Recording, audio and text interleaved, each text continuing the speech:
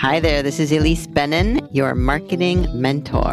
And this is the podcast for you if and only if you are ready to leave the feast or famine syndrome behind, and I mean for good.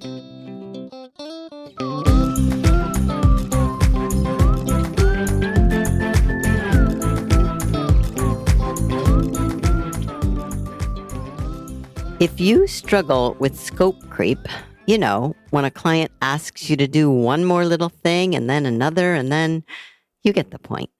Well, if that keeps happening to you, this solo episode is for you.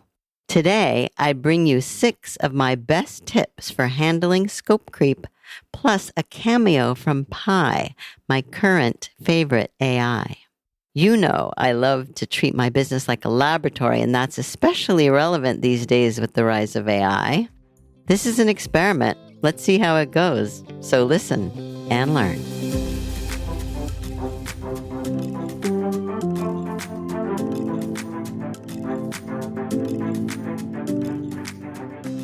Six tips to handle scope creep.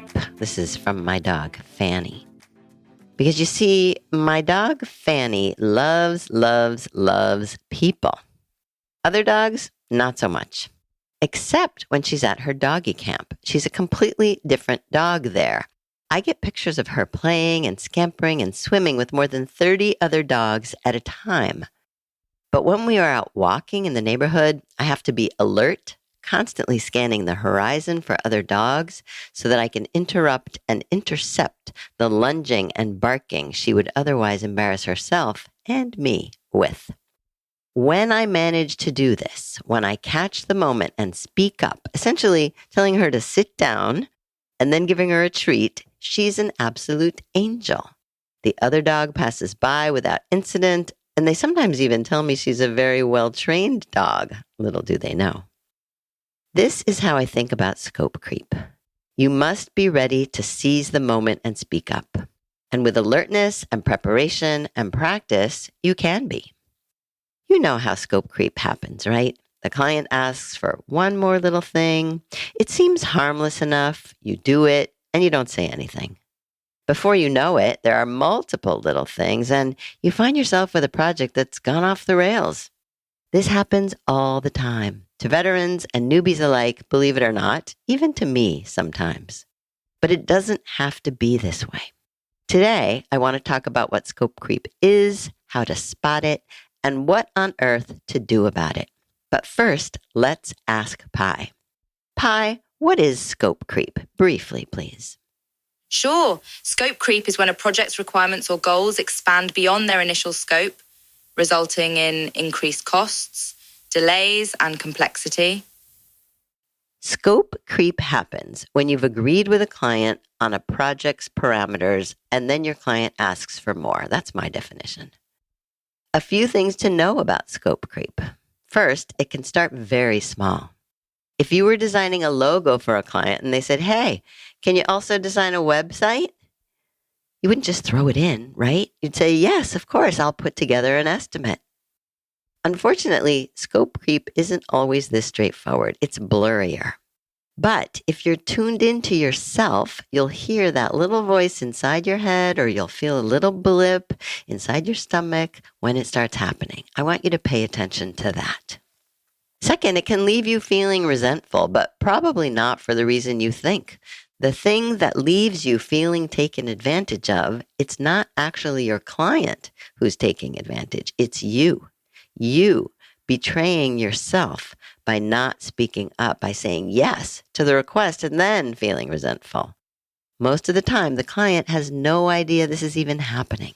And third, it's unavoidable. Even if your contract covers every little detail you can think of, scope creep can still happen because things are constantly changing. Have you noticed? And we cannot anticipate everything or predict the future. Also true, scope creep can be handled on every single occasion with clear communication and good timing.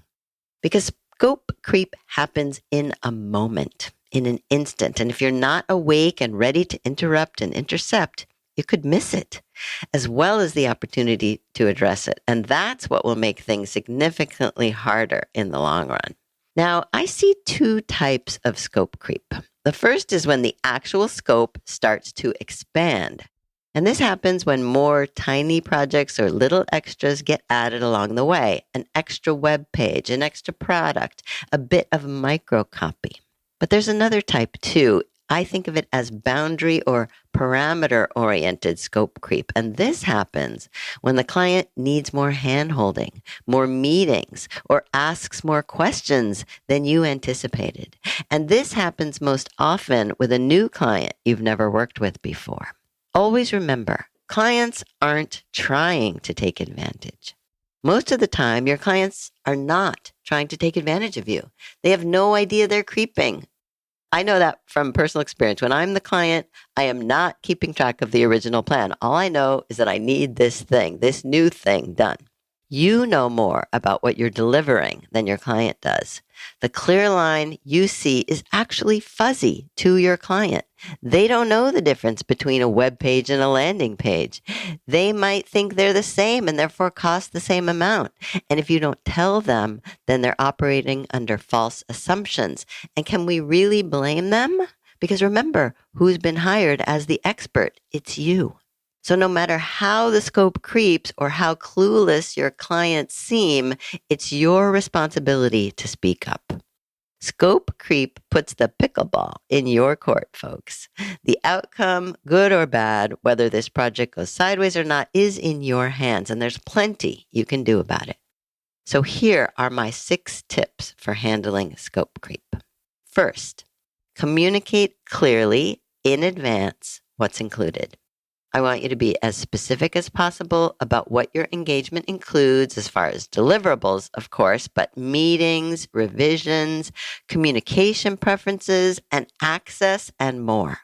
But keep in mind, just because it's clearly defined in the contract doesn't mean the scope won't creep in reality. It also doesn't prevent unwritten boundaries from being crossed. Number 2. Include a scope creep clause in your contract. It could read something like this. Projects may begin to shift and evolve as we dive in. Any adjustments will be negotiated separately from this agreement in advance.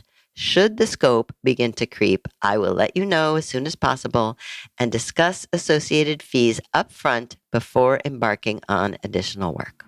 Number 3, I want you to put a wedge in the door verbally.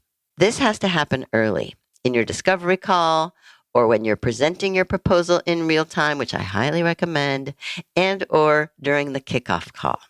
Don't assume they read, or even if they read, that they remember what's in the contract. Plant these seeds verbally so that they know if the scope creeps, here's what is going to happen. This way, everyone is definitely on the same page about the possibility, and you don't feel unduly stressed later when it's time to bring something up. And I also think this can give the client a comfort level, knowing that they won't be taking advantage of you because they don't want to. Number 4, if you decide not to charge extra, and that's fine, I want you to use scope creep as a friendly warning. Sometimes we rationalize a client's ask and we think, oh, that's not a big deal, I'll just do it. And even if you decide to, and again, that's fine, but you have to communicate about it so that the client is aware. And you could say something like this. Normally, this would be an additional fee, but I'm going to throw it in this time. That implies next time you won't, right? Otherwise, things can get out of hand very quickly. This approach can be especially useful when a detail was clear in your mind but wasn't on paper.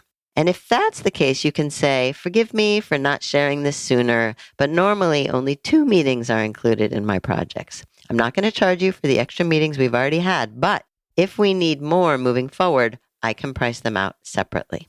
Number 5, be a shepherd like my dog Fanny. Even a respectful client who has read every word of your contract is not keeping track of things the way you are or should be. That is your job. The client may or may not remember what is included or what you've agreed to. It really is up to you in that moment to say, oh, that's not exactly what we agreed to. So let me think about how we can integrate this new thing and what the cost would be. And finally, number 6, seize the moment and speak up. Because when the scope starts creeping, it's like the elevator door is closing and you have to jump forward and stick your hand in. So be prepared with language in advance. When I see a dog across the street, I have to take action immediately. Otherwise, there will be a lot of barking. The moment is quick, and if you're freaking out, it will be hard to handle scope creep diplomatically or at all. As always, the secret to a successful business is clear communication. So I want you to practice saying this out loud. So when it happens, you're ready. Repeat after me. What you're asking for wasn't included in our original scope.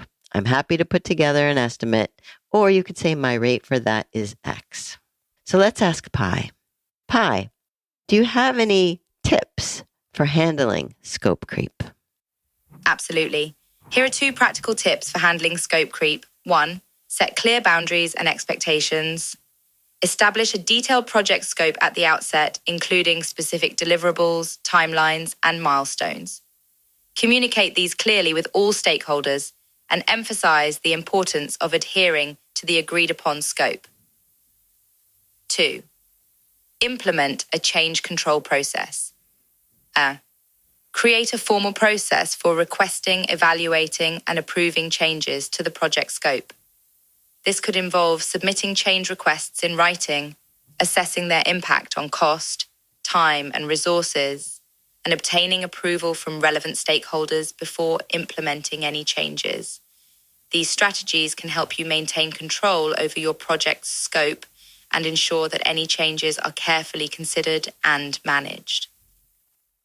Things are constantly changing, so build in the wiggle room.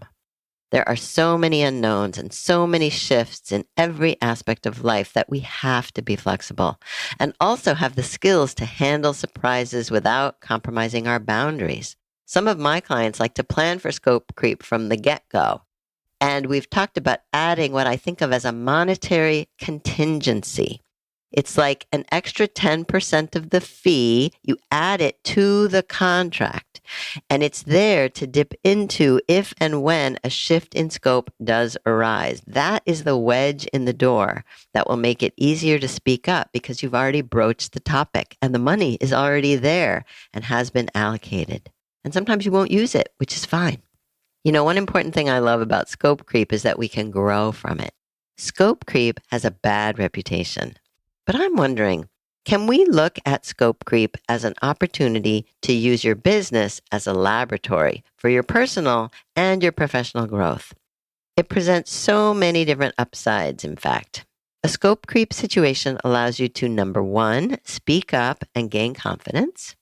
Number 2, get further clarity from your client and what they want.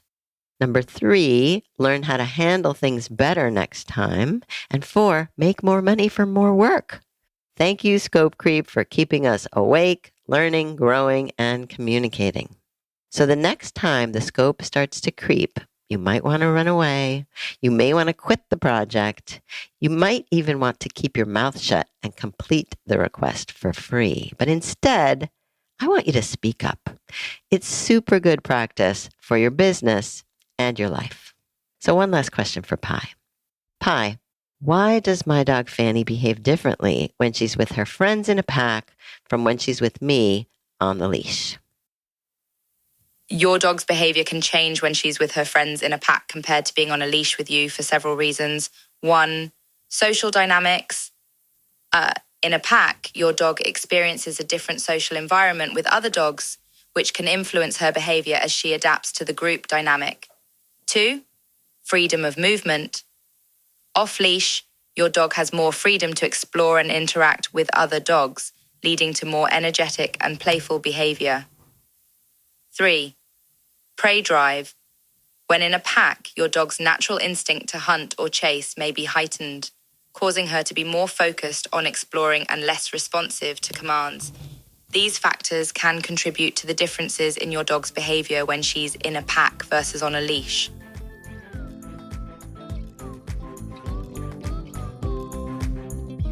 So, what did you think of Pi's role in this episode? It's an idea I borrowed from the one and only Reid Hoffman, co-founder of LinkedIn and also of Inflection AI, the company that created Pi.